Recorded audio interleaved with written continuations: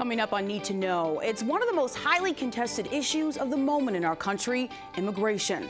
Pulitzer Prize-winning journalist Jose Antonio Vargas, who became a poster child for this debate, joins us. He shares how he's working to change the tone of the immigration conversation in our nation. Also on the show, we discuss a different kind of conversation, this one between adult deaf and hearing siblings, what you don't know about this relationship dynamic, and the pioneering work of two women to help improve adult deaf and hearing sibling relationships. And one man is on a mission to share the healing power of magic. A renowned illusionist says simple magic tricks can do a body good. It's all coming up right now on Need to Know.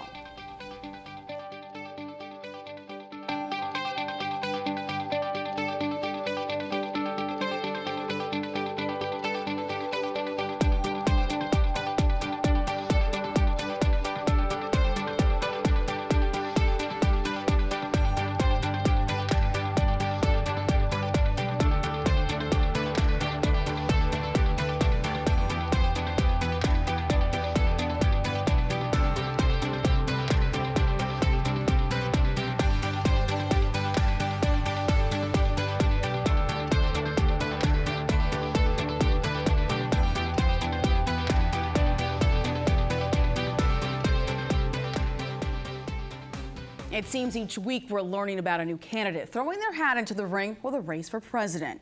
And there's one topic many are focused on with the 2016 presidential election: immigration. It's an issue award-winning journalist Jose Antonio Vargas knows quite well. He came out publicly as an undocumented immigrant in 2011. Since that time, Vargas began the media and culture campaign Define American, which is an effort to change the tone of the national conversation about immigration. He also released a documentary about his personal story. During a recent visit to Rochester, Vargas sat down with Need to Know's Michelle Faust to share more about his work and his story. Around 2 a.m., 3 a.m., I get emails from, I think, college students who are procrastinating from their homework. So I get these emails like, I just saw the film on Netflix, man, I don't understand. What do you mean you can't go home to the Philippines? I'm like, there goes the broken immigration system for you. But yeah, it's been about a year since it's been out. You're getting these kinds of questions, so you're really getting some insight on how much people know or don't know. Don't know, actually don't know. And the best part about the film is we developed a curriculum around it with the Southern Poverty Law Center, the Teaching Tolerance project that they had. We partnered up with them and we came up with a curriculum. So it's been really wonderful to see high school teachers from across the country use the film to talk about immigration in a way that's not political, but in a way that's more personal and, you know, humanizing, which was the goal of the film.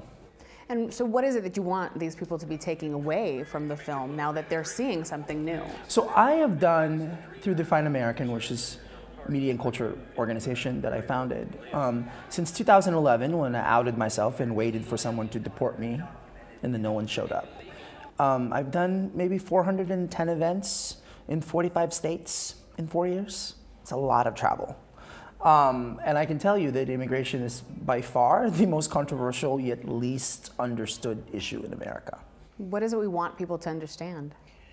I think the biggest thing is getting people to kind of recalibrate and take it out of this illegal border Mexico Latino brown box that we've like locked it in. That's been a big part of the problem. 40% of the undocumented population in this country overstayed their visa. They didn't cross a border yesterday. What, 60% of people who are here illegally have been here for more than 10 years. People obsess over the physical border and not examine the border in their hearts and in their minds.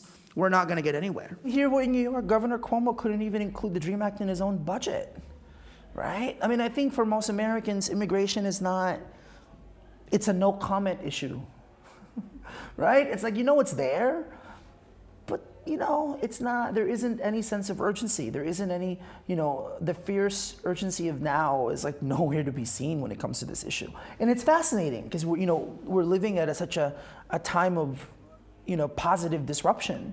The LGBT rights movement, I mean, even just the trans movement and how far that's come along in just 2 years. And here you have immigration, right? The third rail of American politics. And you know, 11 million people live here, pay taxes here, contribute here, call this country their home, and yet our lives have been perpetually in limbo. Like, what is it going to take, you know, to kind of shake the American people and say, okay, What do you want to do with us? People who have come here illegally should not be citizens of the United States. Is that the reason that you came out as undocumented? That was kind of my, that was certainly my goal. My goal was try to, insert a real honest dialogue, about the issue, a dialogue about the issue. Not the typical, the border, let's secure the border, so that people can speak English and learn. I'm like, I speak English pretty well. And in my travels around the country, it's become really clear to me that misinformation and ignorance, the twin pillars of misinformation and ignorance have been largely responsible for why we are where we are. And then you have to really wonder, is it because you need the cheap labor? Is it because people need someone to mow their lawn and babysit their kids and serve them drinks? Is that why nothing is really happening? Because so long as you have cheap labor, I'd be more than happy to mow your lawn and to babysit your kid and to serve you a drink. But can we go to college too? Can we drive on the freeway and not have to pee our pants when we see a cop? These are pretty basic things. And here in New York, right? It's fascinating to me, in New York City, Mayor de Blasio has really been a champion. They introduced an ID card. So every undocumented person has a piece of ID now that they can go get to show who they are. That's really an example that I think the rest of cities in America can emulate and should emulate.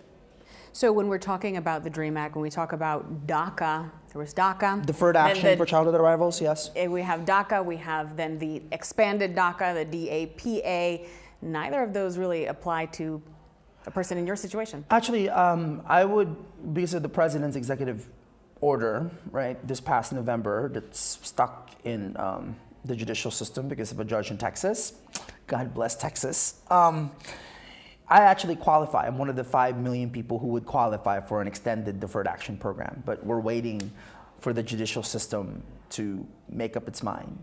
I have to say, at a moment like this, you really do value, I'm not saying this with any hint of sarcasm or irony, I really do value that we have 3 branches of government, but it's tough to kind of just keep waiting for it.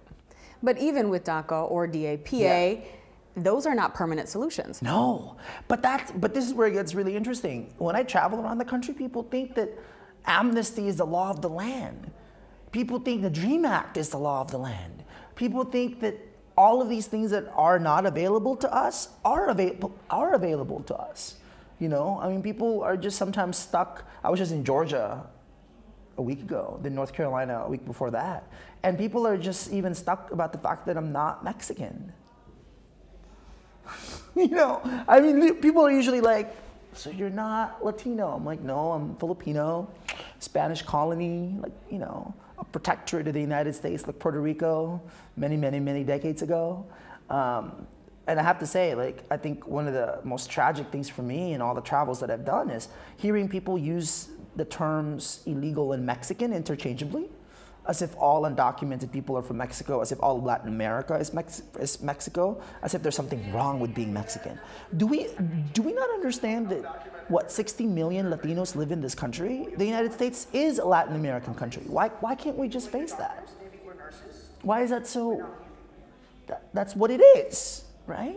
In the same way that we have Irish Americans and Italian Americans, and right? I think it's really, it's an imperative that we connect these dots. Now, you've come out with, you do define American, you have your project, you've made the documentary. Yeah.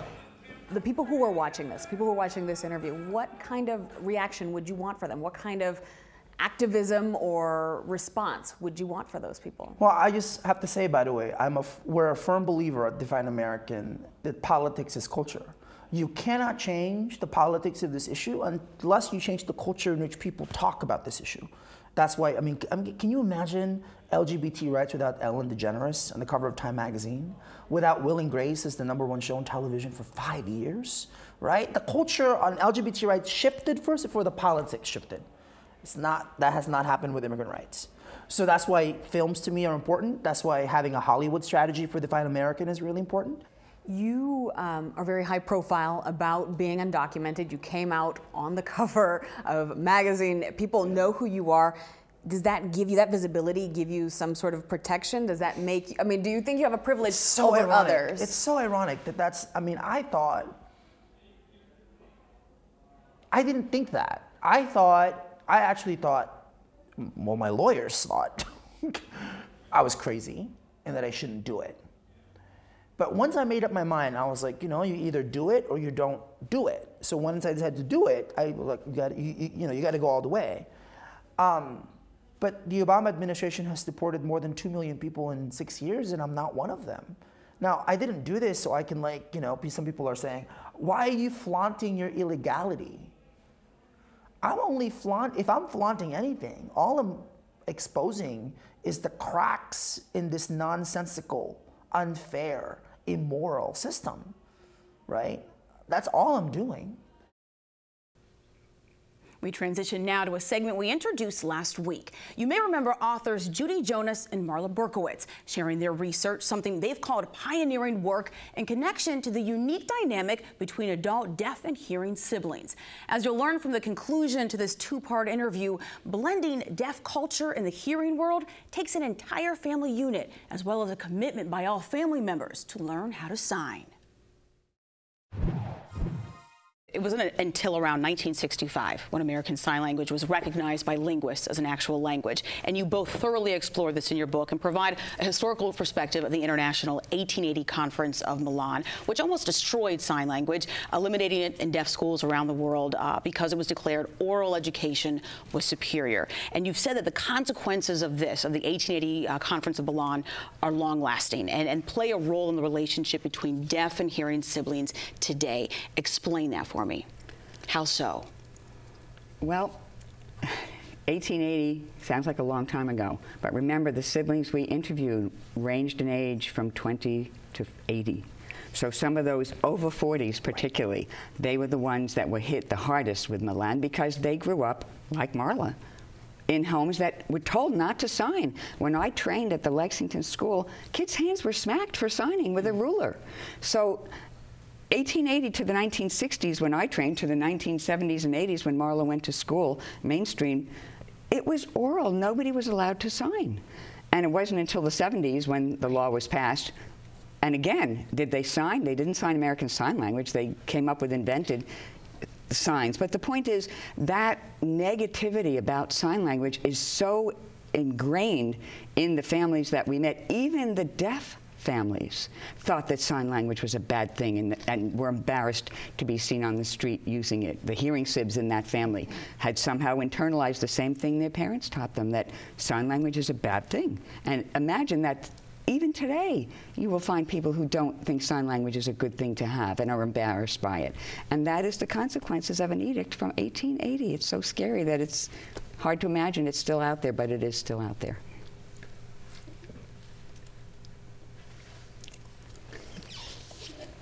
Yes, and to add, and the fact that there are more high school programs and colleges and universities that are offering ASL classes, that's wonderful. The attitude has changed, but, and we're noticing a lot of changes, but ASL since the 1880s has been hidden. It's been a secret. Only deaf of deaf families used it with each other. When you went to school, it was forbidden.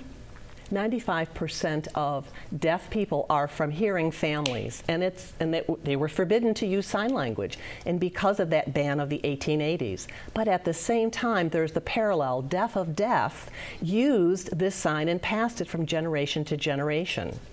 And through storytelling and oral folklore, some that impact today, ASL has now become recognized as a true language. And high school programs and colleges and universities are now offering ASL as a language. But today, deaf children are not learning ASL in school. To say maybe there's 2 or 3 or a very small number of programs in the entire United States that are using truly, it's a bilingual education program. Very few programs today.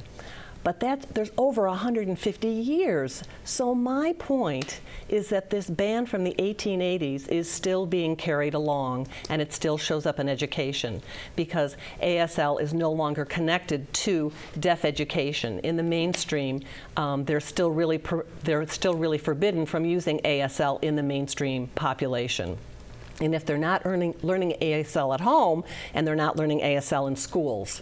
So the problem today is that our book emphasizes the importance of early families, not just deaf of deaf, but the parents, the siblings, all the families, aunts and uncles, cousins, relatives, the entire family need to learn ASL together to become a family project, to make it a fun activity to do it together. That would truly help the development of a long-term relationship between siblings and all family members. One thing that was a focus in your book, and you did touch upon this, Judy, hearing siblings serving as interpreters versus hired interpreters for family functions or special friend and family gatherings. And it was interesting to read about this. And you said that these types of decisions, these conversations about interpreting are imperative, or family harmony will not occur. So my question is, what is the right way for everyone in the family to approach these types of conversations, and why are they key? Well, I think the first thing is, and it definitely happened in my family, is to accept the fact that communication and communication access is everybody's responsibility. There are families that think, oh, the deaf kid, the deaf adult now, needs an interpreter. Well, no. Aunt Sally needs an interpreter if she wants to talk to Uncle Larry. Aunt Joan needs an interpreter. Everybody needs an interpreter if they want to talk and have a conversation with the deaf person, so that it becomes, whose responsibility is it? It's everybody's in the family. I mean, we still see families and heard families where the parents are in their 70s and 80s, and they're still, if they hire an interpreter, the parents are still paying for it. Yet the siblings are in their 40s and 50s, and they have grown children themselves, and why are they not all sharing the cost of interpreters? My family did set up such a fund where everybody, I have 10 nieces and nephews, and everybody's chipping in to pay for interpreters, and we have a family event, and therefore the burden is off me and the other siblings in the family who, can sign. But I think equally important to having everybody share the responsibility is, here are these siblings, they're grown-ups, and let's say the hearing siblings are not signing, and they're all not satisfied with their relationship. Yeah. It requires two to move on. You can't say, I'm moving on and you can stay behind. It requires an agreement that we are not comfortable or satisfied with where we are today in our ability to communicate with one another, or in our ability to have the kind of relationship I would like to have with you. I mean, like, we have another 30 years together. Let's do something about it. If the other one says, I'm not interested, I'm just real happy with what we have, or I'm satisfied with what we have and it's not worth my time and it's not a high priority in my life, then you're not going to move on. Yeah. So I think in any sibling family, whether you're deaf and hearing or just regular old siblings who have their baggage, because we all have sibling baggage, if you're not satisfied, it takes two to tango.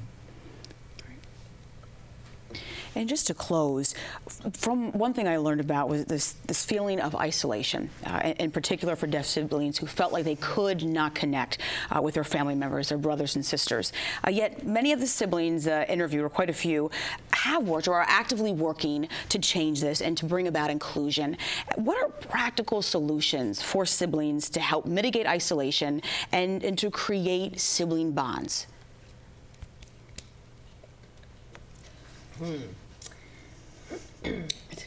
Isolation is truly something that people don't realize. If you are sitting in a group of people, for example, if it's at a dinner table and people are different, they're sharing their day and they're talking about what they did during the day. And even if one person is trying to summarize what all the other people are saying, the isolation is still there for the deaf individual. Why? Because the communication is not equal. It's just not practical. Everyone jumps in and needs to share the responsibility. And you need to keep everyone in the loop. It shouldn't be one person taking on the full responsibility for the entire group. The entire group has to be involved and sharing equally with the responsibility. The solution might be for signing. Everyone needs to sign. But if that can't happen, then everyone needs to recognize that we have to find creative ways to keep everyone included in the conversation. So that's, for example, it's a practical application of what we're talking about. Can you give examples of some of those creative? Yes. For example, you might bring in an interpreter. That would greatly reduce the isolation. But that tends to happen in large, formal family events, or like a party or some type of a formal get-together. I'm talking about everyday interactions. So it needs to become a fun activity during for example, playing a game with communication. Or the deaf sibling may not know sign, and then they have to learn a new word every day and learn a new sign every day. So there's little ways every single day that people will then become comfortable directly communicating with each other. That's one example. Judy, do you have another one? What came to mind is something that I take for granted because I have a deaf brother, but the world does not. Taking turns. I mean, it's just so simple. Some families I know, in order to learn how to take turns, because you don't have to be deaf to not know how to take turns, and you don't have to be hearing to not know how to take turns, hold a ball.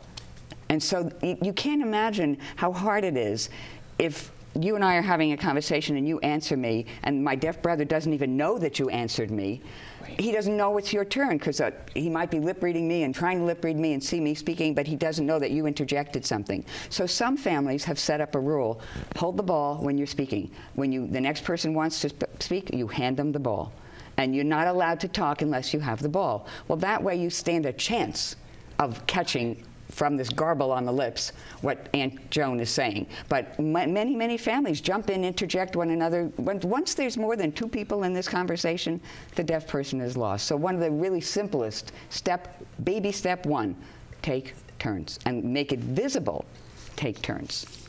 I mean, learning sign is a biggie, and you all have to agree to do that. But taking turns can make a difference, and it's so simple. Right. But it's not simple in lots of families.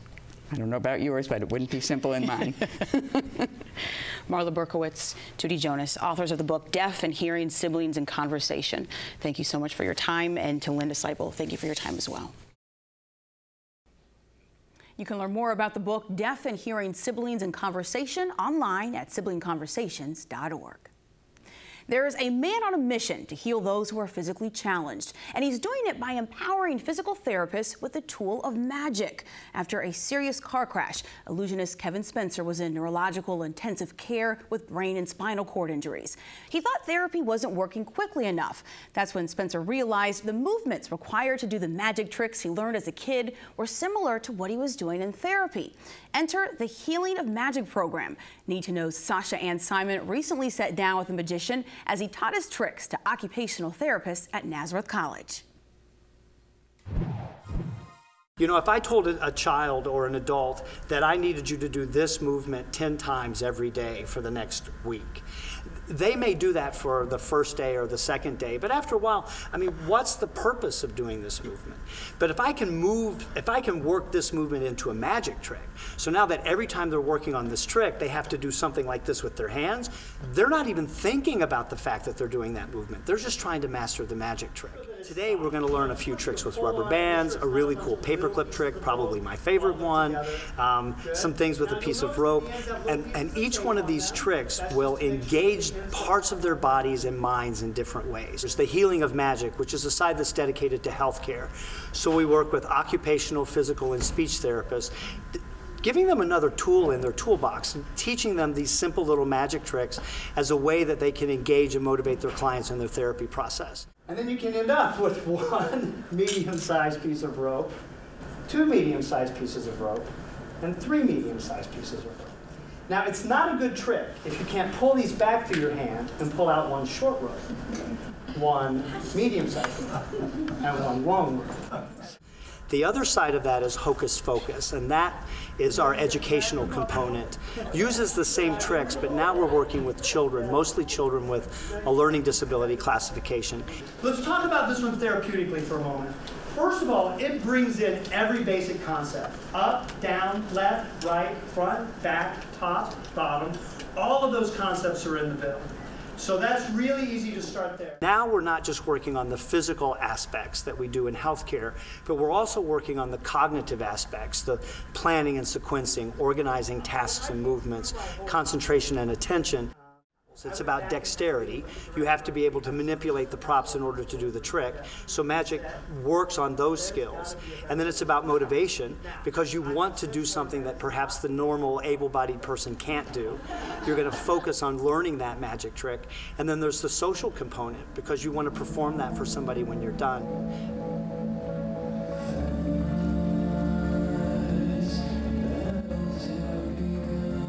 I think people sometimes have the wrong idea about what magic is. You know, sometimes I think they almost confine it to that cartoon sort of thing where the guy with his mustache and his cape comes out and waves his hand and poof, and something magical happens on the stage. And when you're going and you're talking to healthcare providers or special education teachers and you say, hey, let me teach you some magic tricks to help your patients, I think that the first flag that goes off in their mind is, are you nuts? It only takes about 10 minutes of being exposed to the concepts of the program before that light bulb goes off in their brain and they go, oh my gosh, this makes total sense to me.